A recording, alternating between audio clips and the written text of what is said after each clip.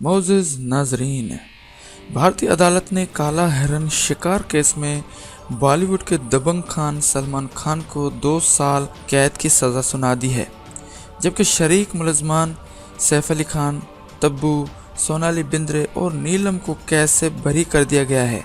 काला हिरन शिकार केस की समाअत जोधपुर की अदालत में हुई, जहां सलमान खान, सैफ अली खान, तब्बू, सोनाली बिंद्रे और नीलम ज़ाती हैसियत में पेश हुए थे।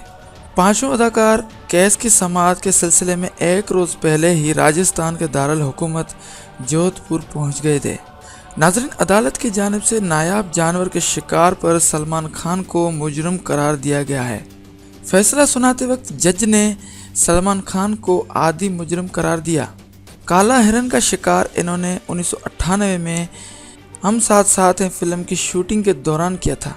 याद रहे कि काला हिरन नायाब जानवरों में से एक है जिसका शिकार गैर कानूनी है। नाज़रीन, सलमान खान अपनी नई आने वाली फिल्म रेस 3 की शूटिंग दौरान ही जेल चले गए हैं। इन्हें 2 साल की कैद हुई है।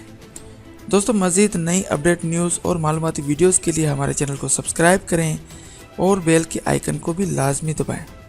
Thanks for watching.